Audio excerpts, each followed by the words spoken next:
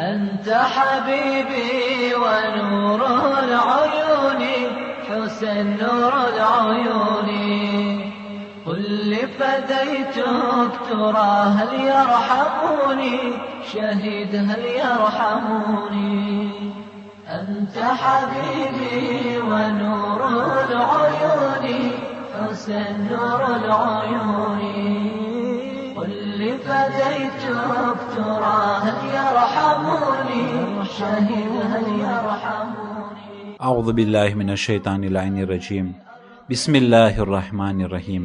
અઝીઝાને મુહતરમ, આઝાદારીએ હુસેનના ફાયદાઓ અને આઝાદારીએ હુસેનના પછવારે ઇતિહાસ પ્રમાણે બહુ જ મોટા ફાયદાઓ તે કોમને પહોંચ્યું છે કે જે કોમ આઝાદારીને બરપા કરતા હતા. કેટલા લાખોના લાખો જવાન જ્યારે મુહર્રમનો ટેમ આવે છે ત્યારે તેઓ ધર્મને ફરીવાર પકડી લે છે અને એ ધર્મના કાયદા કાનૂન ઉપર અમલ કરતા હોય છે. એ લોકો કે જે લોકો ગુમરાહીના રસ્તામાં લપસી ગયા હતા, જ્યારે મુહર્રમનો ટેમ આવે છે ત્યારે તેઓ ફરીવાર રાહે રાસ્તા ઉપર આવી જાય છે. તેઓ વિચાર કરે છે કે મારા નફ્સની કિંમત શું ઇમામે હુસેન અલૈહિસ્સલામના સામે. તેઓ વિચાર કરે છે કે મારું નફ્સનું કિંમત એ અલી અકબર અલૈહિસ્સલામના સામે શું છે. અલી અકબર અલૈહિસ્સલામ ધર્મના માટે તેની જાન દઈ દીધી. જનાબે કાસિમ ઇસ્લામ માટે શહીદ થયા. એ નવા શાદીશુદા વહબ ઇસ્લામને બચાવવા માટે જાન આપી દીધી. અગર જો હું મારા નફ્સ ઉપર કાબુ રાખી અને શૈતાનને હું દૂર કરું તો એ શહીદ થવા કરતા વધારે સહેલું છે, તો શા માટે એ પ્રમાણે હું નથી કરતો. આવા વિચારો આઝાદારીના મોકા ઉપર આવતા હોય છે અને સર્વે મોમિનીન તથા મોમિનાતના દિલના અંદરમાં ધર્મ પ્રત્યે જજ્બો વધી જાય છે. તો શું આ આઝાદારી ખરાબ વસ્તુ કહેવાય? હરગીઝ નહીં. અને ગુનાહોથી બચવા માટે, નહીં અનિલ મુનકર માટે સારામાં સારું આ એક વસ્તુ છે. કોણ છે કે જેને ઇમામ હુસેન અલૈહિસ્સલામનો સાથી થવું ન ગમે? કોણ છે કે જેને આખિરતના અંદરમાં ઇમામ હુસેન અલૈહિસ્સલામનું પાડોશી થવું ન ગમે? અને કોણ છે કે જેના જન્નતમાં ઇમામ હુસેન અલૈહિસ્સલામ ઝિયારત કરે કેને આ વસ્તુ પસંદ ન હોય? અગર જો આજે ઇમામ હુસેન અલૈહિસ્સલામ હયાત હોત તો શું આપણે ઇમામ હુસેન અલૈહિસ્સલામના સાથે ન હોત? આપણે ઇમામ હુસેન અલૈહિસ્સલામના બાજુમાં ન રહેત? બિલકુલ આપણે ઇમામ હુસેન અલૈહિસ્સલામ બાજુમાં રહેતે. તો ઇમામ હુસેન અલૈહિસ્સલામના શહાદત પછી શા માટે ઇમામે હુસેન અલૈહિસ્સલામનો મકસદ ઉપર અમલ કરવામાં નથી આવતું? ઇમામે હુસેન અલૈહિસ્સલામના મકસદના બાજુમાં આપણે આવીએ અને વિચાર કરીએ અને અમલ કરવાની કોશિશ કરીએ.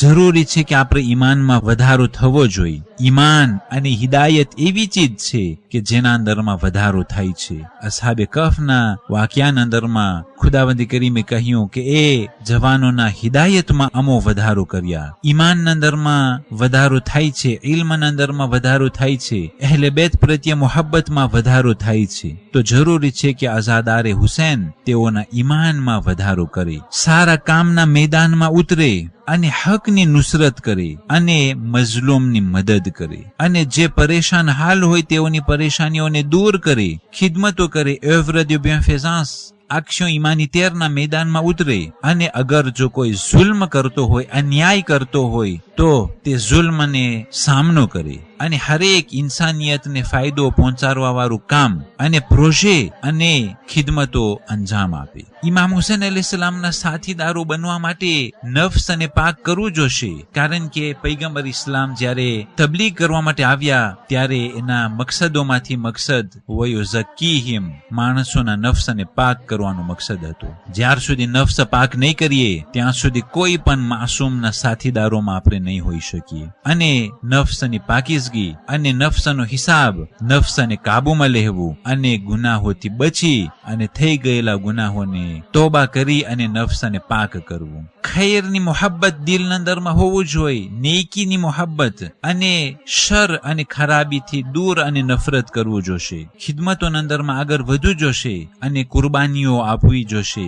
અલ્લાહની ખુશનુદી માટે કામ કરવું જોશે. કોઈ દિવસ એક શખ્સ હુસૈની નથી બની શકતો જ્યાં સુધી તેના નફ્સને તે પાક ન કરે. એ નફ્સને પાક કરવા પછી જ એક શખ્સ એક માસૂમનો સાથીદાર બની શકે છે. અને આપણે સર્વે ઇમામે ઝમાન અલૈહિસ્સલામની વાટ જોઈ રહ્યા છે. અને ઇમામે ઝમાન અલૈહિસ્સલામ એ જ ક્રિટેર, એ જ કાલિતે ઇખ્તિયાર કરશે જે કાલિતે સર્વે માસૂમો ઇખ્તિયાર કર્યા હતા. જે કાલિતે પૈગંબર ઇસ્લામ તેના ખાસ અસહાબો માટે રાખ્યા હતા, એ જ કાલિતે ઇમામે ઝમાન અલૈહિસ્સલામ ઇખ્તિયાર કરશે. જે કાલિતે ઇમામે અલી અલૈહિસ્સલામ તેના ખાસ અસહાબો માટે રાખ્યા હતા, જે કાલિતે ઇમામે હસન અલૈહિસ્સલામ તેના અસહાબોને ઇખ્તિયાર કરવા માટે, અને જે કાલિતે ઇમામે હુસૈન અલૈહિસ્સલામ કરબલાના અંદરમાં તેના અસહાબો માટે રાખ્યા હતા, એ જ પ્રમાણે તે કાલિતે હશે તો જ તે લોકો ઇમામે ઝમાન અલૈહિસ્સલામના સાથીદાર બની શકશે.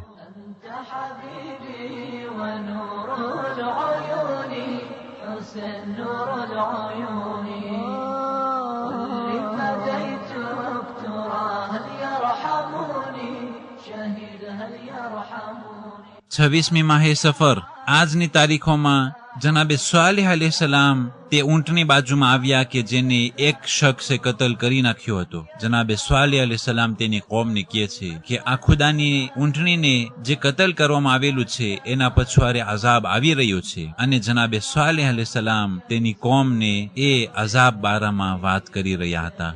26મી માહે સફર આજની તારીખોમાં પૈગંબર ઇસ્લામ સલ્લલ્લાહુ અલૈહિ વસલ્લમને જે પહેલા કાગર અને કલમ આપવામાં નહોતું આવ્યું અને કહેવામાં આવ્યું કે પૈગંબર માઅઝ અલ્લાહ દેલિયર કરે છે, તો આજની તારીખોમાં પૈગંબર ઇસ્લામ સલ્લલ્લાહુ અલૈહિ વસલ્લમ એક લશ્કર તૈયાર કરે છે. અને લશ્કરમાં તેનો અલમદાર એક 18 વર્ષનો જવાન ઓસામા બિન ઝૈદને તે અલમ આપે છે.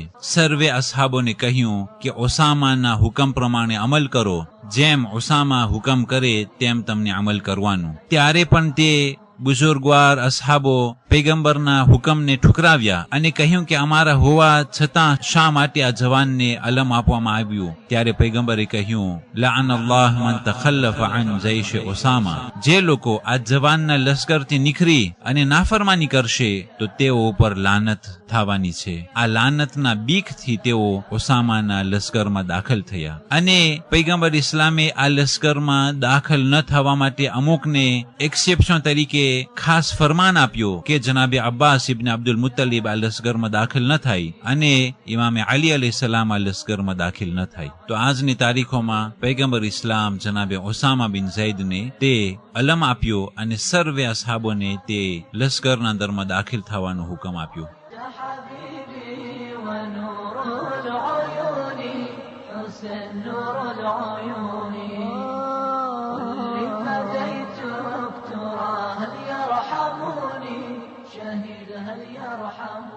والسلام عليكم ورحمة الله وبركاته.